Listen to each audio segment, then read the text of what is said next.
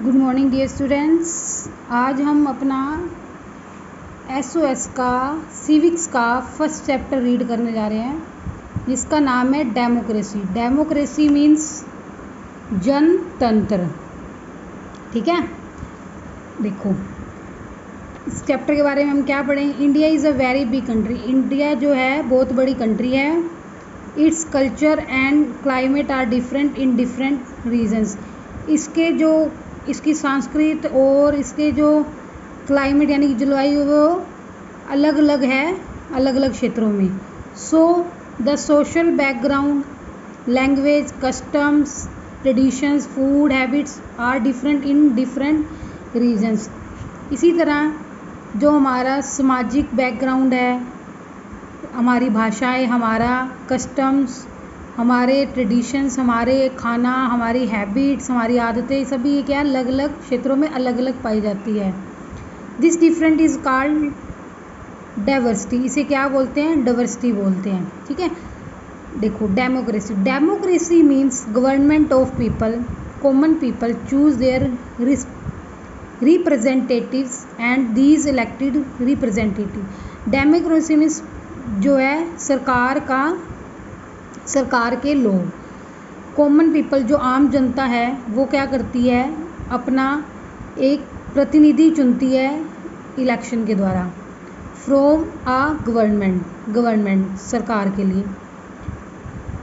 These representative जो प्रतिनिधि होता है take up the problems of common people. ये क्या लेता है, उनकी जो होती है प्रॉब्लम्स, उनकी प्रॉब्लम्स लेता है, जो आम जनता की प्रॉब्लम्स लेता है, उनकी समस्याएं लेता है with the government and solve them, और उनको क्या करता है फिर सुलझाता है।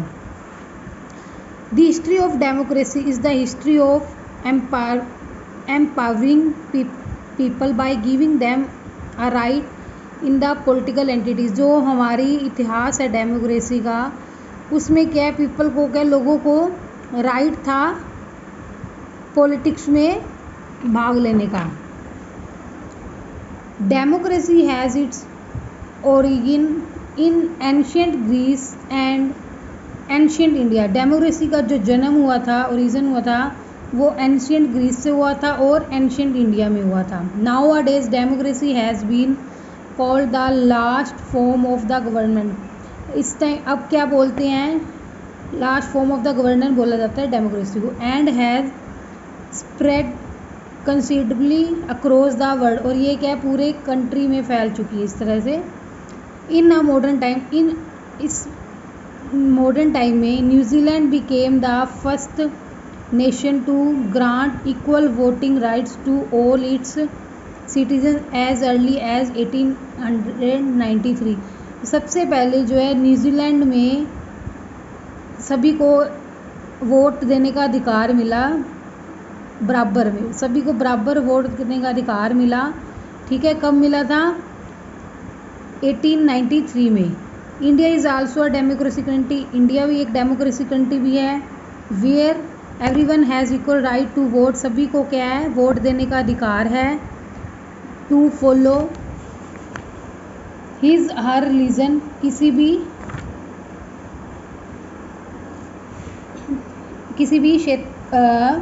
रिलीजन मतलब जो हमारे वो होते हैं धार्मिक, किसी भी धार्मिक में देने का हर किसी को अधिकार है। ठीक है, टू स्पीकम और बोलने का etcetera. According to the constitution of India, Bharat के संविधान के अकॉर्डिंगली सभी को, जो सभी होते हैं हमारे धर्मों के अनुसार, सभी को बोलने का अधिकार होता है। ठीक है, village panchayats are democratic instructions at the local level. जो ग्राम की पंचायत होती है, उनकी जो डेमोक्रेसी होती है वो लोकल लेवल पे होती है। People have right to elect the members of village. जो पीपल होते हैं गांव के, वो अपने मेंबर्स के द्वारा पंचायत का विलेज चुनते हैं। दे डिस्कस देयर प्रॉब्लम, और अपनी प्रॉब्लम्स क्या करते हैं, डिस्कस करते हैं। एंड विलेज पंचायत, और जो विलेज पंचायत होती है, solve problem at local level, और वो अपनी प्रॉब्लम्स है लोकल लेवल के अकॉर्डिंगली उसको प्रॉब्लम को सोल्व करती है विदाउट एनी एक्सपेंसिव, किसी भी बिना खर्चे के। Democracy in European countries. European countries में क्या था, अमेरिकन वार ऑफ इंडिपेंडेंस, जब क्या हुआ American war of independence and French revolution were two major revolutions थे in restricting the power of monarchies and finally establish of government based on the principles of democracy. उनका था कि उनको ये था कि जो पावर थी उसके ऊपर रोक लगाई जाए, ठीक है।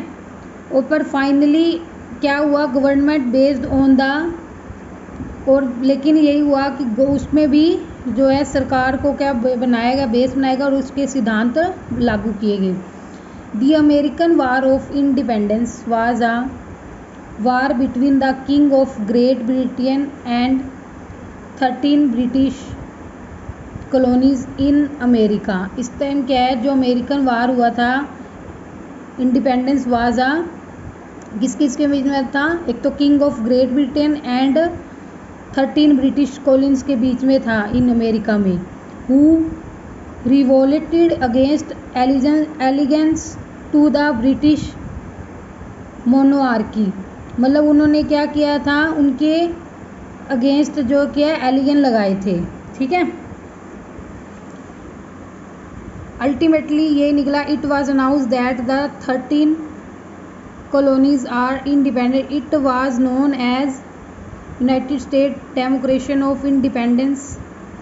It was continued from 1775 to 1783. इस टाइम क्या निकला, यही अनाउंस किया गया। इसका अल्टीमेटली लिखो कि 13 कॉलोनीज आर इंडिपेंडेंट, इनको स्वतंत्र रखा जाए। It was known as the United State declaration, और क्या किया, यूनाइटेड स्टेट ने डिक्लेयर कर दिया ऑफ स्वतंत्रता के बारे में। इट वाज कॉन्टिन्यूड, यह कब तक चली, 1775 से लेके 1783 तक। आफ्टर द इंडिपेंडेंस, उसके बाद स्वतंत्रता, अमेरिका फेस्ड मैनी डेमोक्रेटिक, उसे काफ़ी मैनी डेमोक्रेटिक को चेंजेस लाए। It was the first nation who had a written constitution, ये पहला राष्ट्र था जिसने संविधान लिखा था, ठीक है। उसके बाद आया फ्रेंच रेवोल्यूशन इन 1789 में हुआ। Emphasised on the liberty equality and fraternity which gave rise, इसमें क्या हुई, सभी को बराबरता स्वतंत्रता का भी, इसमें भी डेमोक्रेसी पाएगी।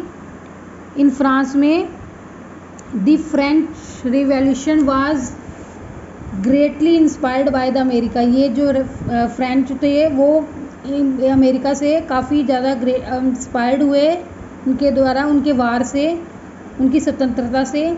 इन द 19 एंड 20 सेंचुरी, 19 और 20 सेंचुरी में democracy became the most popular form of government, जब डेमोक्रेसी है वो क्या बनेगी, बहुत ही मोस्ट पॉपुलर होगी गवर्नमेंट, ठीक है, मोस्ट पॉपुलर बन गई गवर्नमेंट की, ठीक है। आज का चैप्टर हम इतना ही रीड करेंगे, बाकी का टॉपिक हम नेक्स्ट क्लास में रीड करेंगे। Thank you and have a nice day.